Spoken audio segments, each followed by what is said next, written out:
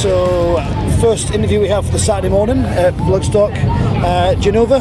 I got it right. Yep. Well Coventry Metal to the Masters winners. Yeah. Is this your first time playing at Bloodstock? It's not my first time playing Bloodstock, but it's Djinova's first time at Bloodstock. Yeah.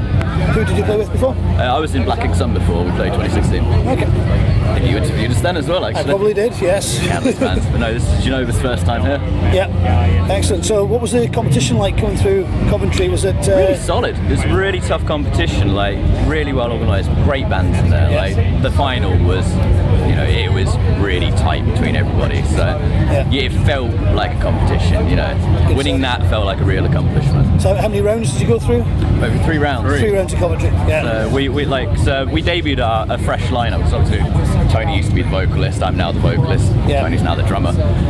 We debuted our fresh lineup on the first round of Metal to the Masses. So we went in fresh there, and then by the 3rd round we'd won. And so we sort of really stepped up a lot in those sort of 3 rounds. And that was part of the intensity of the competition, because we recognised that everything had to be ramped up so much that we just doubled ourselves each time. And that final performance looked nothing like that first one. We were a solid band by then. So, have you got any surprises for your set now, or are you just going to... Any surprises? Yeah, anything new, any new tracks, or are you just going to show everybody here what you showed the people at the final in Coventry? That's pretty much the plan. We're going to show them what we're made of, give them something solid, just punch that in. Don't be teasing too much right now. Yeah. We have to think about an upcoming albums, shortly in the future after this. This is sort of the build up here, the core of the songs, what everybody knows, get that into people's heads, Yeah. So you mentioned albums and EPs and stuff. Are you planning on anything at the moment, or are you just at the moment, because we had the lineup change and all of that set a few things back. But no, after Bloodstock, the intention is to get into the studio, get the album recorded, and start putting that out. So that's our post Bloodstock plan. Yeah. So promote ourselves here, get the name out there, get people knowing the material live, and then they can have that material in album form further down the year. Going back to the competition, if you hadn't won, who should have? Oh, yeah. Probably. Yeah. This is where you find out who your friends are. I'll have to go with Tony there. They really... Who's that? Callous Hands. They're really good. Definitely heard of them. Yeah. They were really good.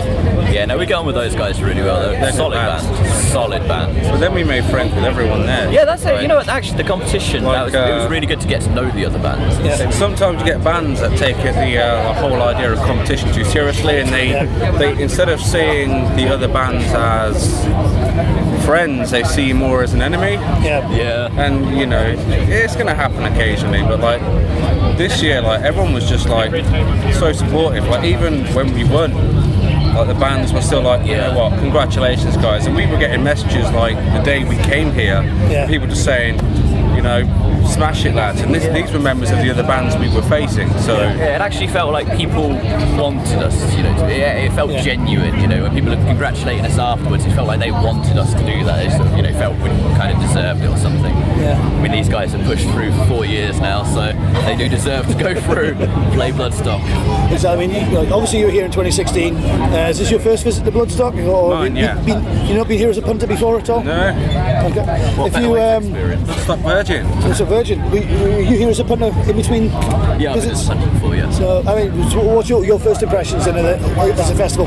It's amazing. The last time I went to a festival was 2007, and that was Download Fest, right? Now this is very different to that. Isn't it? Yeah. It's friendly for a start. Yeah. Friendlier. That's the most notable thing. A lot friendlier.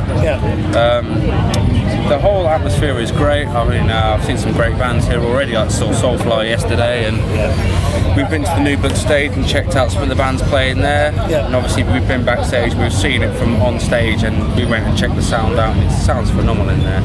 It's a great place. It's really fun, and I'm really looking forward to what we're going to do later. Should be good. And you pop by what brings you back to Bloodstock every year? Can't really read, it's one of those things, once you're here, you know. Your interviews, we can't really explaining words. Everybody just knows that feel of Bloodstock. You hit on the family thing, the community. This is like a giant family gathering that happens once a year. Everybody seems to know each other, everybody's comfortable, everybody's friendly. You don't have to worry about a single personal thing whilst you're here. Yeah. Freedom in a field. How can you beat that with a giant extended metal family? There's about 6 quotes there they could use to advertise this place. Yep. I'm punching the taglines now. Right, well, the rain's just starting to come in. Well, we shall wrap up. Guys, I'm playing out at Blinder later on. Fingers crossed I'll be able to catch it. And we'll hear all about it, I'm sure. Yep. Smash it. Guys, have a great show. Wait, mate. Enjoy your weekend. You too. Thanks for your time.